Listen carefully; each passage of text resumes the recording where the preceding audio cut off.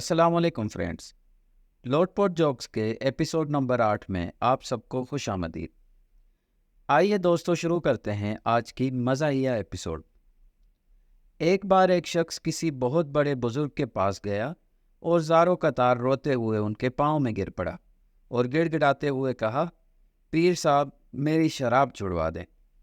पीर साहब ने निहायत ही शफकत से उसके सर पे हाथ फेरा और कहा, फिक्र ना करो, मैं तुम्हारे लिए ज़रूर दुआ करूँगा। उस शख्स ने उसी तरह रोते हुए इल्तिजा की, पीर साहब सिर्फ दुआ नहीं करनी, आपने कस्टम वालों से बात भी करनी है। अच्छा। लड़की, भैया ये बांदरी कितने की है? दुकानदार, ओ बाजी ये तो शीशा लगा हुआ है।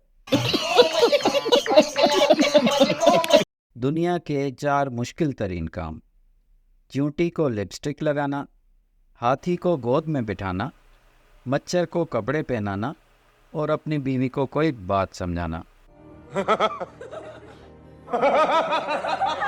बीवी, मैंने आपकी सालगिरह के लिए इतना अच्छा सूट खरीदा है कि पूछिए मत। सरदार जी, अच्छा ज़बरदस्त, दिखाओ तो ज़रा।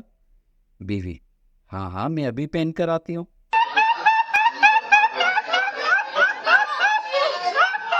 ये सवाल मेरा उन लोगों से है जो हमेशा कहते हैं कि मैं बस ज़ुबान का सख्त हूँ, दिल का बहुत ही नरम हूँ।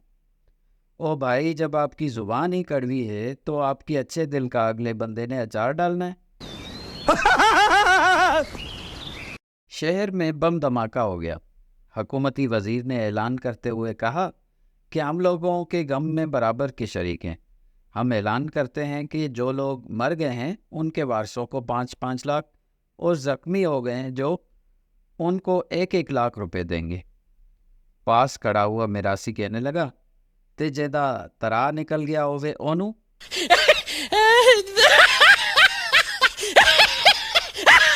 बीवी, तुम सोते हुए मुझे गालियां दे रहे थे। शोहर, तुम्हें गलत फहमी हुई है। बीवी, क्या गलत फहमी हुई है? शोहर, यही कि मैं सो रहा था। खत्म। Bye bye, tata, goodbye, गया।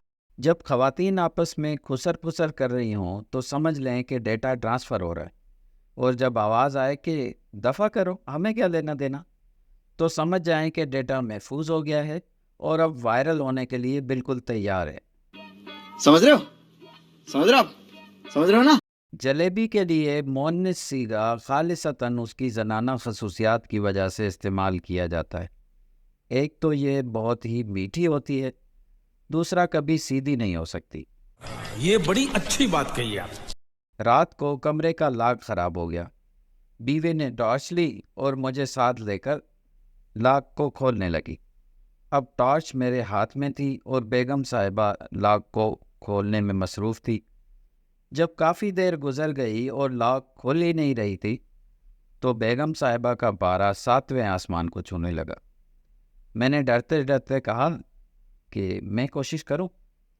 पहले तो खा जाने वाली नज़रों से मुझे घूरने लगी, फिर मुझसे टॉर्च ली और इशारे से लॉक खोलने के कहा। मैंने कोशिश की तो इत्तेफाक से लॉक भी खुल गया। मैंने जब बेगम साहिबा की तरफ देखा तो गुस्से में लाल पीली होते हुए कहा, अब पता चला कि टॉर्च कैसे पकड़ते हैं।